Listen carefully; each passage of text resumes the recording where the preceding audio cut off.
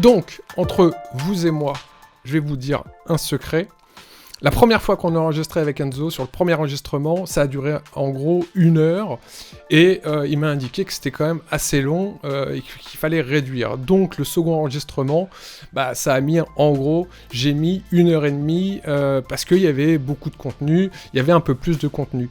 Sur le dernier enregistrement qu'on a fait là, ça a dû durer 2h30, 3h moins le quart, c'était sur le nom donc, et pourtant c'était là où il y avait pratiquement le moins de contenu. Alors, là, on va parler des couleurs. C'est ce qui me passionne le plus. Je pense qu'on va exploser les scores, mais ça reste juste entre nous. Ok ? Bon les amis, j'espère qu'il n'y a pas trop de messes basses qui ont été dites pendant mon absence. Je compte sur vous pour protéger mes intérêts. N'hésitez pas à le mettre dans les commentaires juste en dessous. Et puis du coup, ça y est, on y va, on attaque cet épisode numéro 3 du coup. Exactement, je disais juste que il y avait beaucoup de valeurs, il y avait quand même pas mal de choses, voilà. Mais il y avait beaucoup de valeurs, il va y avoir beaucoup de valeurs dans cette vidéo. On va parler de couleurs, comme quoi la couleur c'est important. Pour te débriefer rapidement sur la couleur, ce qu'on va voir aujourd'hui, c'est déjà, ce que je vais faire, c'est d'expliquer justement à la communauté, de t'expliquer à toi, l'importance de la couleur et comme quoi ça influence notre quotidien et ça nous influence psychologiquement tous les jours et tout le temps. Et donc, qu'il faut vraiment prendre en compte, je vais te prouver, je vais tout faire pour te prouver que la couleur est très très important en marketing, malgré que énormément de marketeurs, que ce soit dans le e-commerce ou ailleurs, disent que voilà, faut faire ça rapidement. Non, la couleur, c'est même l'une des caractéristiques les plus influentes sur le corps humain. C'est fabuleux. Et ça, on va passer une grosse partie. Je vais passer une grosse partie à te montrer que c'est fabuleux et qu'il faut faire attention à jouer, comment on joue sur les couleurs. En deuxième partie, on va... Dans tous les cas, les amis, si vous étiez là avec nous lors du live de lancement de cette émission, on avait déjà eu un petit échantillon. Exactement. J'en dirai pas plus. Voilà. Exactement. Ensuite, en deuxième partie, on va voir comment choisir une couleur, comment choisir la couleur dominante par rapport à ce qu'on appelle la signification des couleurs. Chaque couleur signifie quelque chose, justement, un message, des valeurs, et on va voir chaque couleur, qu'est-ce qu'elle signifie. Et enfin, on va voir l'harmonie des couleurs. L'harmonie des couleurs, c'est une méthode. C'est une méthode pour choisir, pour harmoniser plusieurs couleurs entre elles et pour que justement ça puisse matcher à tous les coups et pas uniquement se baser sur du subjectif, pas uniquement se baser sur ses propres goûts. Voilà, parce que dans ces cas-là, ça va pas matcher. Si ça match peut-être pour nous, ça va peut-être pas matcher pour les autres. Il n'y a rien de beau, c'est pas de subjectif. Il n'y a pas de joli. Et dans le branding. On l'a dit, il n'y a pas de joli. Il n'y a pas de joli. Lorsque la couleur, donc, elle est utilisée et bien utilisée, c'est vraiment un outil formidable pour votre communication. C'est vraiment un outil formidable pour susciter des émotions. Et donc, on va voir, pour toi, pour ton identité visuelle, laquelle choisir, comment créer une couleur ou comment choisir une couleur quand on crée une identité visuelle ou quand on change d'identité visuelle, qui est ton cas. Donc là, voilà, c'est l'objectif en fait. Pour introduire un peu les couleurs, donc les couleurs impactent vraiment notre humeur. Les couleurs sont partout autour de nous. Voilà, là il y a plein de couleurs autour de moi, j'ai partout et tout le temps, voilà. Et je pense que tu demandes comment une couleur ou comment des couleurs peuvent impacter justement notre humeur. Là je parle d'humeur, je parle carrément de côté psychologique de la chose et physique. Ouais, j'ai quelques idées. Ouais. Justement, on va voir. Chaque couleur a une propriété, si je puis dire. A une propriété sur justement, sur le fait qu'on va changer d'humeur. Il y a des couleurs qui vont être plutôt rassurantes. Il y a des couleurs qui vont être plutôt énergisantes. Il y a des couleurs qui vont plutôt nous calmer. Et là, tout à l'heure, tu vas voir qu'on va parler justement des couleurs qui calment et comment elles sont utilisées aujourd'hui dans la société. C'est fabuleux. J'ai plein d'histoires, pour le coup, à te raconter. C'est génial. Pour que tu vois vraiment l'impact que ça peut avoir sur les gens, sur notre humeur, sur le côté psychologique. Donc, si toi, tu es entrepreneur là et que tu nous regardes, tu dois absolument connaître toutes les propriétés des couleurs pour faire un choix sur ta couleur et donc pour créer ton identité visuelle ou recréer ton identité visuelle, mais tu dois bien choisir la bonne couleur pour maximiser l'impact justement que tu vas avoir sur ton audience. C'est super important, tu dois connaître les propriétés des couleurs, c'est très très important. Alors pour la petite histoire, pourquoi c'est important et comment ça marche? Tu vois, voilà, vite fait. On est conditionné en tant qu'être humain depuis des millions d'années, depuis notre existence en fait, on est conditionné à associer des couleurs avec des objets ou avec des émotions, ok? Si je te dis rouge, donne-moi une association. Le sang. Voilà, sang. Donc tu vois, tu as une association de couleurs à là quelque chose de liquide. Un objet, oui, et du coup, à une émotion, typiquement. Ou le sang, ok? la peur, tomber, Ok. cascade. Le danger. Ok. Donc là, pour toi, en tant qu'être, voilà, tu as associé le rouge avec soit le sang, soit la peur ou l'urgence. Si je te dis bleu, L'océan. l'océan, L'océan, le calme, l'apaisement, le ciel. super, Il fait beau. très bien. Voilà, il fait beau. C'est on cool. profite. C'est exactement ça. Donc là, on voit bien que le corps humain associe, ou le corps humain, l'être humain, associe des couleurs à soit une humeur, soit une émotion, soit un objet, soit une image qu'on a tous en nous. Et il faut savoir que ces émotions peuvent être différentes de chacun, qu'on a quand même des objets ou des émotions qui a des associations qui sont génériques, et qu'ensuite, suivant les pays où on est, suivant les cultures qu'on a, eh ben on va avoir des associations plus ou moins différentes. Mais on a bien ces associations. Et il n'y a que l'être humain qui a ces associations. Les animaux n'associent pas les couleurs avec des émotions. Il n'y a que l'être humain. Voilà.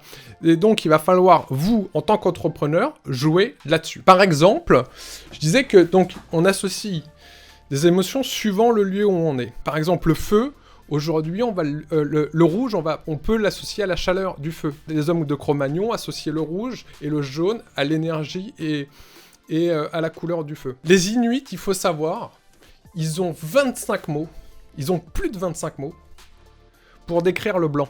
Ouais, pourquoi? Parce que les mecs vivent dans un environnement où c'est la neige, où c'est du blanc partout. Exactement. Et donc, du coup, il fallait décrire... Exactement. Pour eux, la couleur blanche, c'est vraiment leur contexte, c'est leur univers, c'est leur écosystème. Et donc, ils ont 25 mots pour décrire ce blanc. Comme nous, Européens, je parle, on a beaucoup de mots pour décrire le bleu. J'y viendrai justement. Le bleu, on va le décrire avec énormément de mots. Et ben là, les Inuits, ils ont énormément de mots. Donc ça prouve bien que, vu qu'on a beaucoup de mots pour décrire une couleur, qu'on ressent cette couleur par rapport justement à des associations et des émotions. Ok ? Ça, c'était juste une petite introduction. Donc, comprendre les mécanismes, en fait, c'est comprendre le raccourci vers le cœur de tes consommateurs, le cœur de tes clients, et ça va servir justement à provoquer chez eux une émotion particulière pour influencer leur comportement. Tu te rappelles, influencer leur comportement, c'était la base du branding. C'était juste... Base du branding. C'est la base du branding, c'est de mettre en place des actions pour influencer le comportement. Ça, c'était la première chose qu'on a vue ensemble. Et ben, on y vient en fait. Voilà. Donc la couleur, c'est la première caractéristique, c'est pour moi la plus grosse caractéristique pour influencer le comportement. Donc si tu choisis bien, toi en tant qu'entrepreneur, tes couleurs, bah, tu vas forcément augmenter tes ventes. Donc, encore une fois, quand on te dit passe pas de temps sur ton graphisme, passe pas de temps sur ton design, bah moi j'ai envie de te dire, fais plutôt l'inverse. Parce que c'est comme ça que tu vas augmenter tes ventes, c'est comme ça que tu vas augmenter tes conversions. Mais pour ça, il faut d'abord en effet savoir quelles sont les propriétés en fait de chaque couleur déjà. Je vais donner 2-3 exemples pour justement te montrer que les couleurs impactent sur notre humeur, sur notre aspect psychologique. Par exemple, le rouge. En fait, le rouge va augmenter l'activité bioélectrique, donc notre système nerveux, entre 5 et 6%. Ce qui est considérable en fait. Augmenter notre système nerveux de 5 à 6%. Et il va augmenter notre force de 13,5%. Notre force physique. C'est considérable. Tu vois, déjà, là, on a un facteur clé qui nous dit, voilà, une couleur fait un changement physique. Ça, c'est clair. Ouais. Ensuite, je vais en avoir un autre. Je pense que voilà, quand tu viens en Europe, en France, t'as des blousons, surtout en ce moment. Quelle est la couleur de tes blousons, Enzo? Mon blouson du moment est rouge. Ah, il est rouge. Eh ben, figure-toi que t'es pas le seul. On est énormément à avoir des blousons rouges. Pourquoi? Parce que, tout simplement, le La rouge... chaleur. Exactement. La couleur de la chaleur. Ça nous fait augmenter psychologiquement et physiquement la couleur. La couleur nous fait augmenter La température. la température de 3 à 4 degrés en moyenne. La température ambiante, contrairement à un blouson noir ou un blouson foncé. Donc là aussi, on a un changement, encore une fois, physique, psychologique d'abord, et ensuite physique. Faut pas oublier aussi que par exemple, bah, ça va avoir un impact sur ton humeur. La couleur rouge peut avoir un impact sur ton humeur si ton banquier te fait comprendre que tu es dans le rouge. Je pense que là, tu comprends tout de suite, en fait. Et tu as une humeur qui est différente tout de suite. Dans Une humeur qui est rouge. T'es rouge, là. Là, t'es rouge. Donc là, on voit que, tu vois, un impact sur le système nerveux, tout de suite, bah, qui dit système nerveux, dit rythme respiratoire, etc. Et au contraire, parce que là, on voit une couleur chaude, au contraire, on a les couleurs froides, qui, elles, vont calmer les esprits. Les couleurs froides, elles vont agir. Donc, les couleurs froides, ça va être le bleu, le vert, le violet. Elles vont agir sur le système parasympathique, elles vont impacter encore une fois le système nerveux, donc elles vont réduire la pression artérielle, elles vont réduire les pouls, elles vont réduire donc le rythme respiratoire. Donc toutes ces actions elles vont être essentielles à quoi ?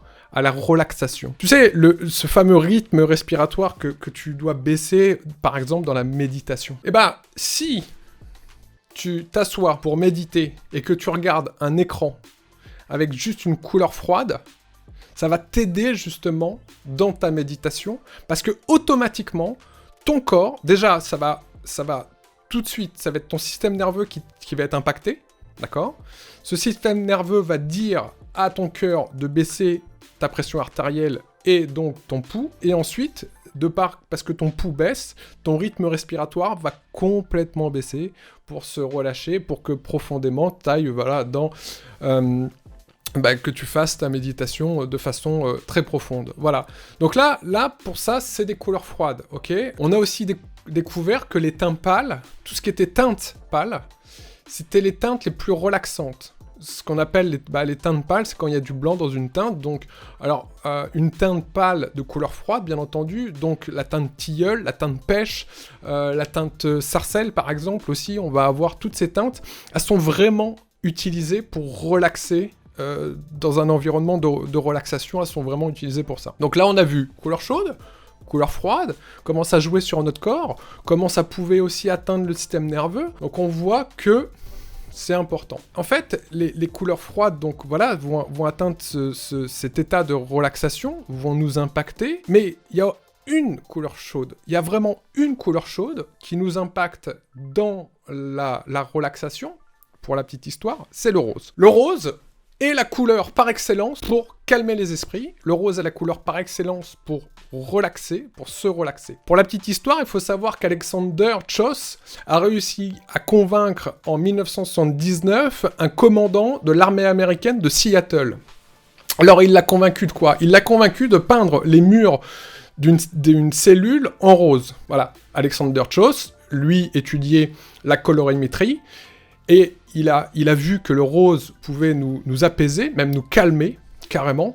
Et donc, il a décidé de voir avec un commandant de la marine américaine de Seattle, de dire, bah voilà, on va faire une cellule tout en rose. Résultat, après 5 mois d'expérience, une exposition de 15 minutes dans cette cellule rose a réduit l'agressivité tout de suite des marines pendant 30 minutes, et même, donc à l'intérieur de la cellule, pendant 30 minutes à l'intérieur de la cellule, et même 30 minutes une fois qu'ils sont sortis. Donc tu vois, des vraies poupées Barbie, en fait, les mecs, après. C'est l'idée. Ça, c'est le côté rose. C'est le côté rose. C'est le côté Ken. Donc là, encore une fois, il y a un impact, mais et celui-là, il est douloureux, hein, pour un militaire, voilà, il est un peu douloureux. Quand je dis il est douloureux, ouais, il y a une transformation quand même qui est puissante sur l'être humain. Là, on voit bien qu'il y a un impact direct sur le physique. Le rose, il est aussi utilisé dans des chambres de relaxation psychiatrique. Par exemple, à Marseille, il y a l'hôpital de l'association Serena, à Marseille, ils utilisent le rose pour justement guérir certaines maladies psychiatriques. Donc là, c'est utilisé dans le milieu médical. Dans les écoles aussi, on va l'utiliser le rose pour les enfants hyperactifs. Mais là où c'est le mieux, là où c'est extraordinaire, c'est qu'on utilise le rose depuis quelques années dans les prisons suisses. Ça, c'est extraordinaire. Il y a 4 cellules de garde à vue à Berne. Voilà. Il y a 2 cellules en haute sécurité. Voilà. Et ces cellules sont toutes roses. Toutes roses. Voilà. Et il paraît qu'il y a un effet calmant qui est spectaculaire. Donc c'est une couleur en fait tranquillisante qui va saper l'énergie, qui va réduire complètement l'agressivité. Et les détenus sont tellement allergiques qu'ils ne supportent même plus l'idée de retourner dans les cellules parce que c'est vraiment un effet de fou furieux. Voilà, ça te sape le moral, pas le moral, mais ça te sape ton énergie. Et en fait, aujourd'hui, il n'y a plus de récidive de ces détenus-là parce que c'est pas qu'ils en ont marre de la prison. C'est qu'ils veulent plus voir de rose, en fait, les mecs. C'est qu'ils en ont marre du rose. C'est que tellement ça joue sur leurs émotions. Donc là... La puissance inconsciente du mur rose. Exactement. Donc on voit bien que la couleur, encore une fois, elle est utilisée dans notre société. Elle est utilisée dans des prisons, qui est un truc quand même de fou. Elle est utilisée dans des hôpitaux. Donc si cette couleur est utilisée pour impacter l'être humain, c'est qu'on doit l'utiliser dans l'entrepreneuriat. Absolument. Pour continuer sur des petites histoires comme ça, parce que j'aime bien, moi, voilà, je pense que ça montre l'impact que la couleur peut avoir. Je parlais justement en traitement médical. En traitement médical, on appelle ça la colorothérapie ou la chromothérapie. Ok, on a 2 mots pour ça. À ton avis, est-ce que je sais pas, t'es au courant qu'on utilisait ça déjà dans le milieu médical ? Très vaguement. Très très vaguement, mais j'ai déjà entendu parler de la chromathérapie. Okay. Mais très vaguement, sans plus d'infos quoi. Mais il y a pas mal de trucs dans des bouquins de psy, dans des bouquins de... T'as certains bouquins de PNL qui sont très très poussés sur l'étude psychologique un peu classique quoi, tu vois. Et du coup qui parlaient de ça, qui parlaient d'analyser, de traiter des patients.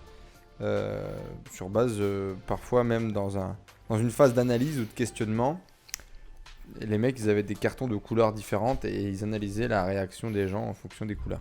Ouais, donc tu t'es rendu compte aussi à ce moment-là que la couleur, elle servait pas qu'à faire joli, elle avait un impact sur l'être humain directement. Ah bah c'est énorme parce qu'en fait en termes de psychologie, de mindset, d'état d'esprit, de développement personnel, l'idée c'est quoi ? C'est de comprendre la carte du monde de l'individu que tu as en face de toi. Okay.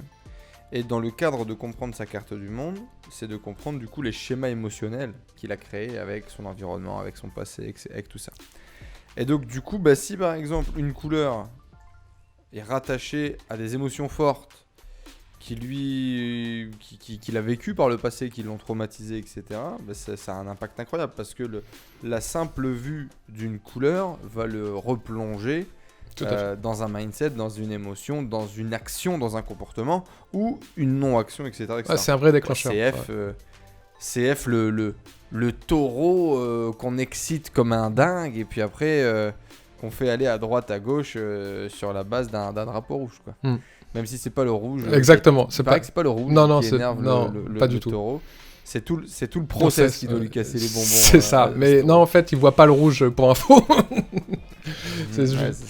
Voilà. Mais du coup, effectivement, c'est énorme. Enfin, aujourd'hui, c'est même plus une découverte, je pense, même pour les gens qui nous suivent aujourd'hui, de savoir que une couleur nous génère des émotions.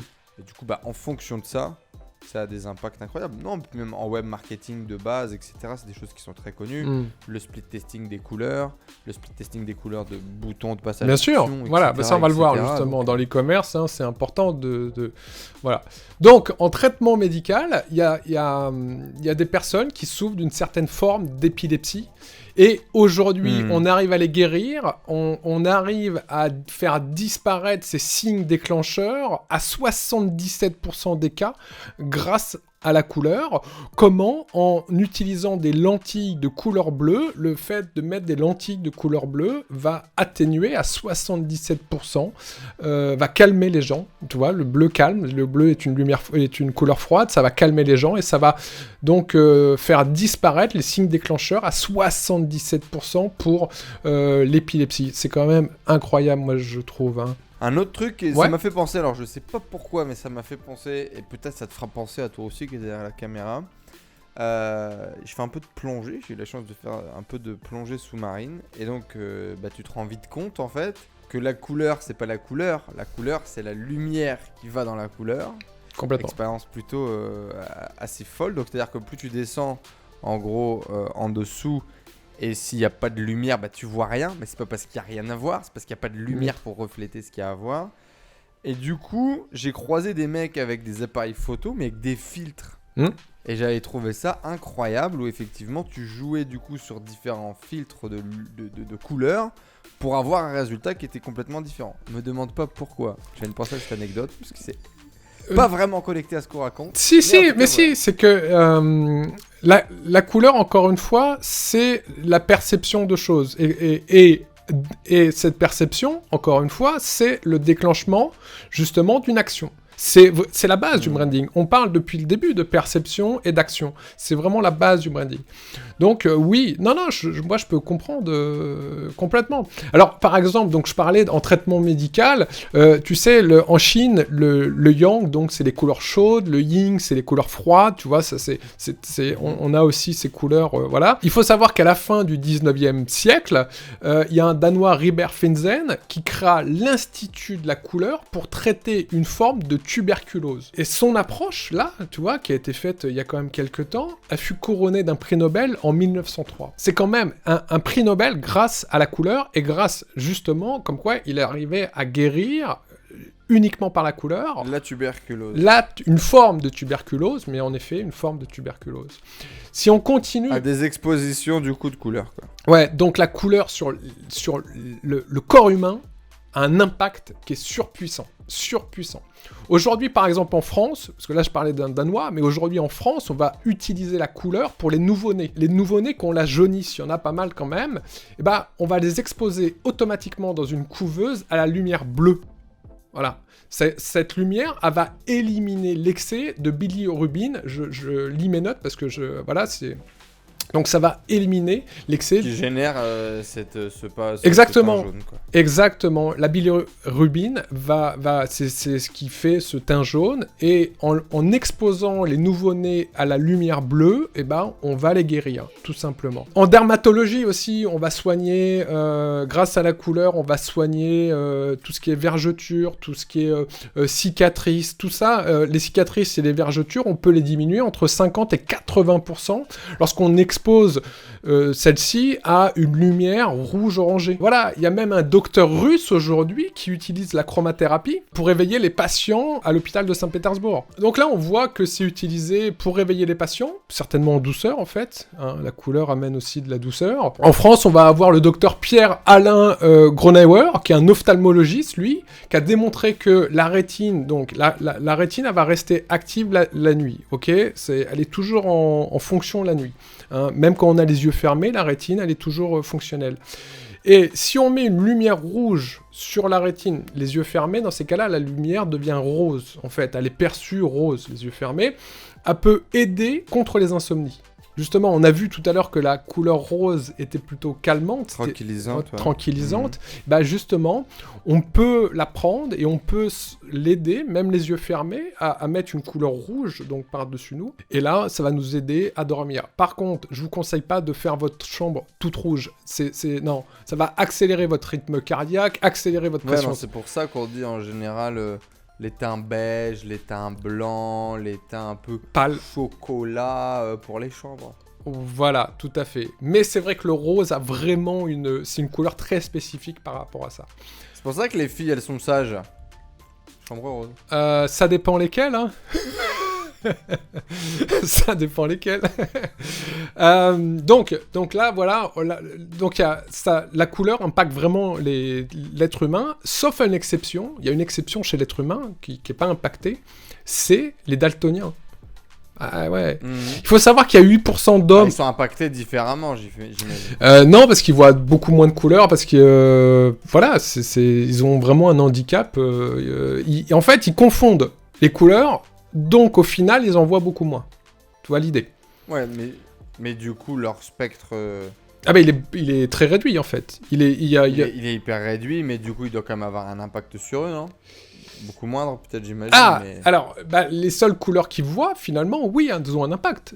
Et en règle générale, ils voient le bleu, en règle générale, donc ce bleu va avoir un impact et va les calmer. Des mecs plutôt calmes, quoi, les daltoniens. On peut le dire. Ouais, mais c'est pas pour ça, c'est pas parce que c'est une exception et qu'ils ne voient pas les couleurs qu'ils ne réussissent pas dans la vie. Je vais y venir. Il y a 8% d'hommes, donc, en moyenne, qui sont daltoniens, et 0,4% de femmes. Comment ça se fait que ça, c'est plus chez les hommes que chez les femmes? C'est génétique, tout simplement. Là, je pense qu'un docteur pourrait nous aiguiller, mais voilà. Alors, ça peut être un handicap. Allez, prochain call avec un docteur. Forcément, si toi, t'es entrepreneur, si toi, t'es dans le marketing, bien entendu, ça peut être un handicap. Et encore, il y a des personnes qui réussissent vraiment très bien. Mais bien sûr qu'il y a certains métiers où ça va être handicapant. Si t'es démineur de bombes, là, franchement, je te conseille pas. Si tu vois pas le vert et le rouge, non, change de métier, voilà. Ouais, ça peut être problématique. Ça peut être problématique.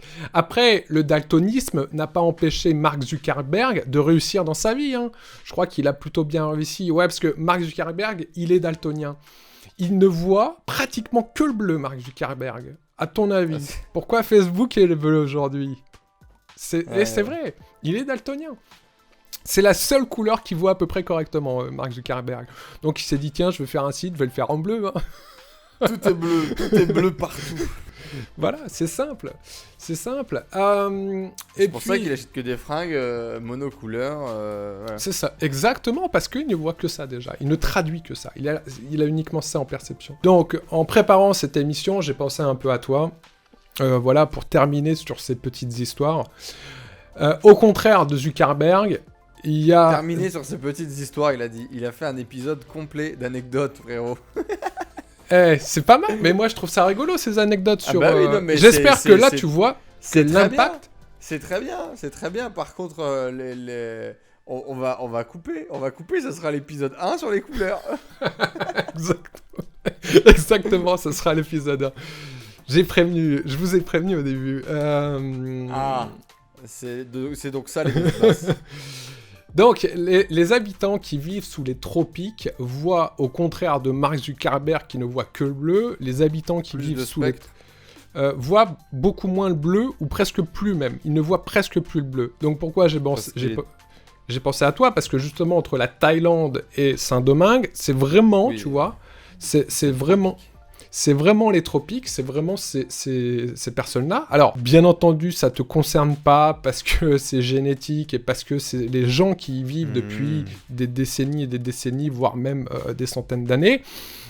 Mais, justement, ces personnes-là, et tu pourras en parler là, au niveau local de chez toi, à Saint-Domingue, tu pourras certainement en parler si tu connais des gens au niveau local. Ta femme, peut-être, je sais pas si elle est au niveau local.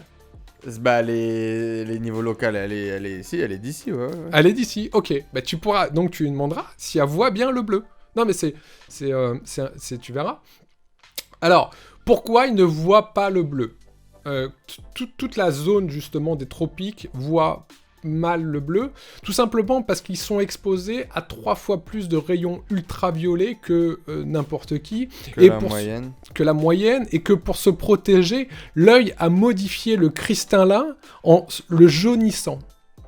D'accord? Et par conséquent, il adopte une cécité sur les courtes longueurs d'onde, et les courtes longueurs d'onde sont principalement dédiées à la couleur. Hein, voilà.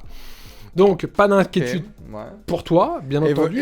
Évolution de l'homme. Humaine, quoi. Évolution, adaptation de l'homme. Et donc, le petit truc marrant, c'est qu'on avait 25 noms pour le blanc chez les Inuits, et le bleu, pour le coup, dans ces zones-là, n'a pas de nom. Et voilà, il n'a pas de nom parce que pour eux, ça veut rien dire, en fait. Ça ne signifie rien, vu qu'ils ne le voient pas. Il ne voit pas tellement. Par contre, plus on va monter dans les latitudes septentrionales, plus les gens vont avoir de plus en plus de noms pour le bleu. Le bleu azur, le bleu indigo, le bleu roi, le bleu pétrole, le bleu cobalt, le bleu, je sais pas, t'en as d'autres? Turquoise. Le bleu, j'allais te le dire, de la pierre précieuse. Le bleu turquoise. Donc là, on voit que plus on monte, nous, notre culture, tu vois, déjà dans le bleu, comme les Inuits, on peut distinguer. On peut y mettre un peu de distinction. Voilà. Alors effectivement, Gérard du coin de la rue, il t'aurait dit bleu clair, bleu foncé. Tu vois ce que je veux dire? Tu as mis les mots-clés. Forcément, voilà. Mais dans les zones où tu habites depuis quelques années, en tout cas, le bleu n'existe pas ou peu. En tout cas, je peux te dire que là, d'où je viens, par contre, on n'avait pas la problématique parce que il faisait noir quand tu te levais le matin et il faisait gris quand tu rentrais le soir. Donc effectivement, dans le nord de la France, au niveau spectre visuel, on était le bleu n'existe pas non plus. Exactement. À nous, on voit très bien le bleu et on le voit surtout jamais. D'accord. Donc voilà, tu vois que physiquement, encore une fois, l'être humain s'est adapté, l'être humain est impacté par cette couleur, là on le voit, en tout cas je l'espère depuis tout à l'heure que j'essaye de te montrer que la couleur est puissante chez l'être humain. La couleur va nous aider aussi à comprendre les informations, à mieux comprendre lorsqu'on lit, lorsqu'on apprend, etc. La couleur nous aide à mieux comprendre à 78% quand elle est présente dans une information. C'est-à-dire que pour un étudiant, s'il sort ses stabilos, il va mieux comprendre d'un côté à 78%, et d'un autre, ça va améliorer la mémorisation entre 55 et 78%. Donc d'une part, il va mieux comprendre, et d'autre part, il va mieux mémoriser. Tout simple, hein, mettre tout simple, des couleurs à côté des tâches, mettre des couleurs dans sa gestion de boîte email, rouge, vert, orange, truc tout simple, hein, les feux rouges, ce qu'on t'a appris depuis le début, niveau de criticité, niveau d'urgence, et visuellement, ça va te mettre un petit coup de pression. Donc quelque chose. Voilà, pour les entrepreneurs ou les artistes ou ceux qui nous suivent, déjà vous pouvez appliquer, même si vous n'appliquez pas la couleur dans votre business directement, vous pouvez l'appliquer pour vous-même, pour mieux apprendre et pour mieux comprendre l'information. Vous allez voir, ça va aller beaucoup plus vite. Vraiment. Ensuite, justement, pour toujours ces entrepreneurs, pour le coup, j'ai une petite anecdote qui est plutôt sympa. C'est une étude HP qui a été menée au Canada. Et cette étude a prouvé qu'en fait, ils ont fait une étude par rapport à une grosse entreprise d'assurance au Canada. Et ils se sont dit, on va ajouter sur nos factures une couleur sur les 3 informations essentielles de nos factures. C'est-à-dire la somme qui est due, la date limite de paiement et l'adresse d'expédition. Uniquement là-dessus, on ajoute des couleurs. D'accord ? Et l'étude a montré que en effet, l'entreprise recevait le paiement de ses clients en moyenne 14 jours plus tôt. Tout simplement parce que ça a impacté les clients. Parce que les gens lisent pas aussi, tu vois, sur un truc comme ça, je pense que les gens lisent pas. Le fait que ça soit visuel, clair, rapide, que ça te choque, ça te saute un peu aux yeux, tu vas faire la tâche, tu passes à autre chose, t'as pas besoin de chercher, tu gagnes du temps. Exactement. Donc déjà, avant de choisir une couleur pour votre identité visuelle, avant de créer votre identité visuelle, on est là pour ça, bien entendu. Mais vous voyez que déjà, si vous utilisez la couleur pour votre comptabilité, pour comprendre ou pour vos clients, pour améliorer votre trésorerie, déjà la couleur, là, va vous être utile. C'est super important. Ensuite, dans la publicité, en règle générale, une publicité en noir et blanc serait 42% moins efficace qu'une publicité en couleur. 42%. Voilà, on passe du coq à l'âne, presque. Paf, là, la couleur a des pots de tout. Donc, la couleur, elle l'incite, et d'une part, elle attire, la couleur, et surtout, elle incite de passer à l'action, parce qu'elle va jouer directement sur notre système nerveux. Sur les émotions. Sur les émotions.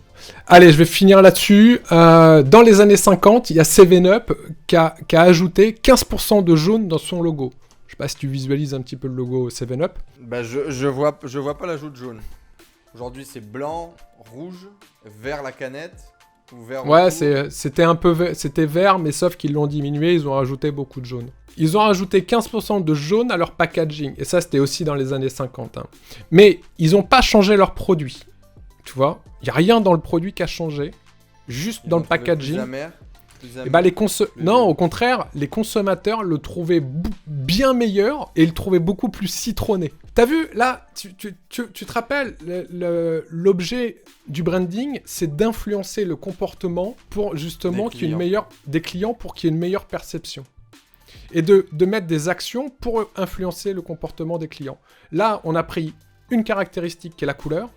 Ils ont ajouté 15%, c'est pas grand-chose, 15%.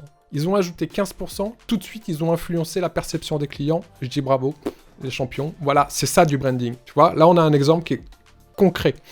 Donc, comme quoi, la couleur est super importante. Un produit qui est déjà consommé, c'est pour ça qu'il faut, même si vous avez du service, essayez de le mettre en visualisation, vos services. Par exemple, on voit souvent, pour des formations, des boîtes, même si ça paraît un peu con au premier abord, vous allez comprendre pourquoi. Un produit qui est déjà consommé, il va se reconnaître à 80%, soit dans les linéaires, soit dans le e-commerce, ou soit sur votre site internet.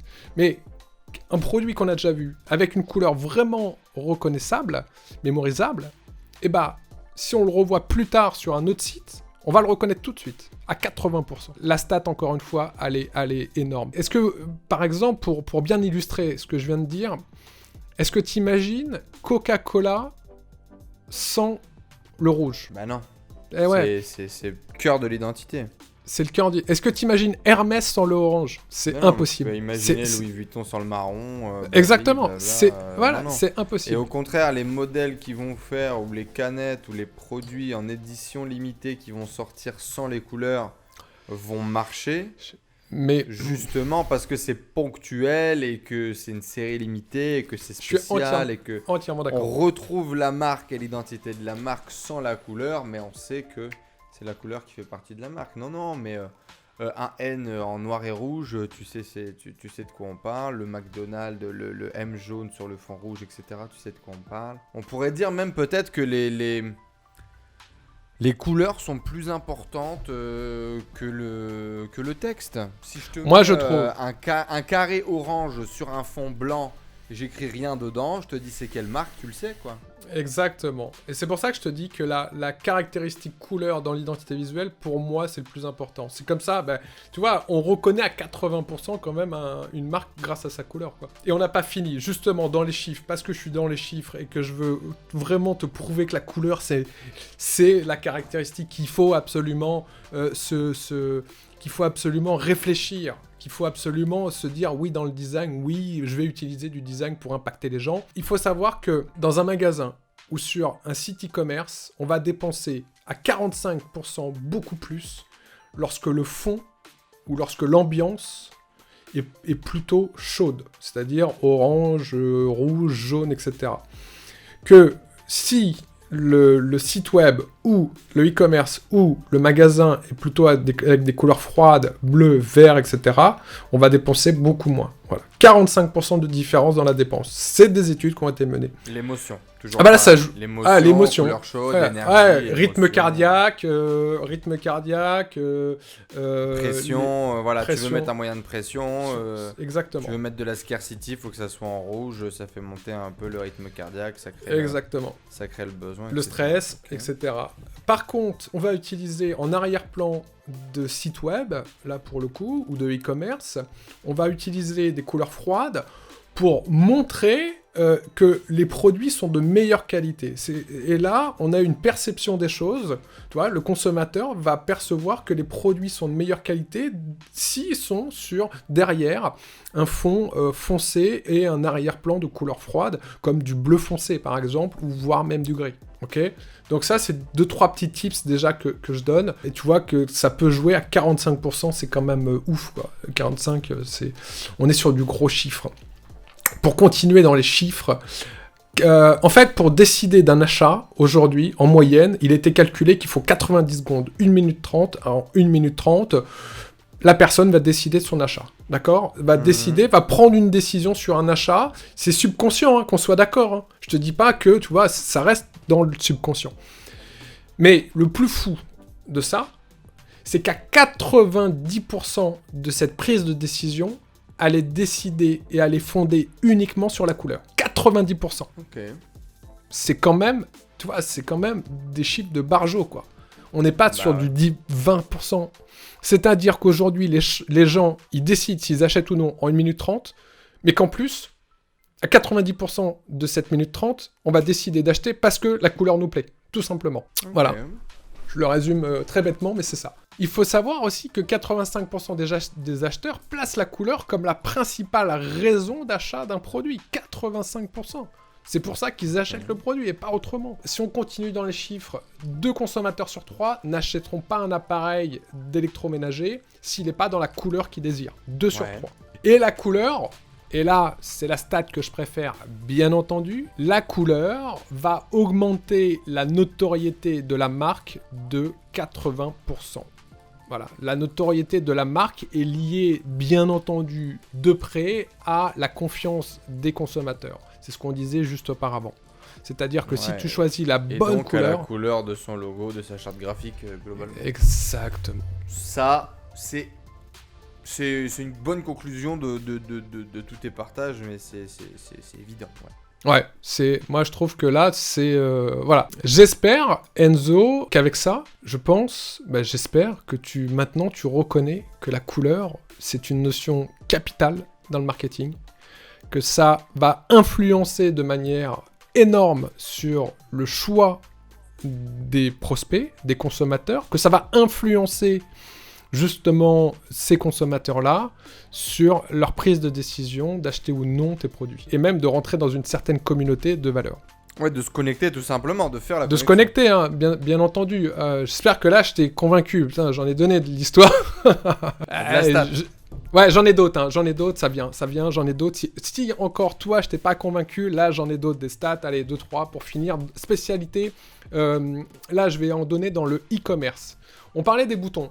En règle générale, je pense que là, t'es au courant, mais je pense que tu les connais. Tu peux me citer 3 couleurs qui matchent le plus en e-commerce pour les call to action, donc ce qu'on appelle les call to action, les boutons qui vont permettre de cliquer pour acheter.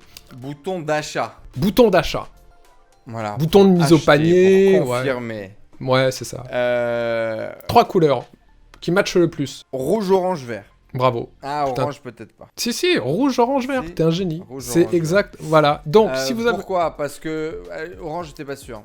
Rouge, je sais. Rouge parce que c'est celui qui va générer le plus d'émotions. Vert parce que vert, feu rouge, habitude, etc. Vert, ça t'attire, tu y vas et tout ça. Tu démarres. Et orange parce que c'est ce qui se rapproche le plus du rouge. Voilà. En gros, c'est ça. Voilà.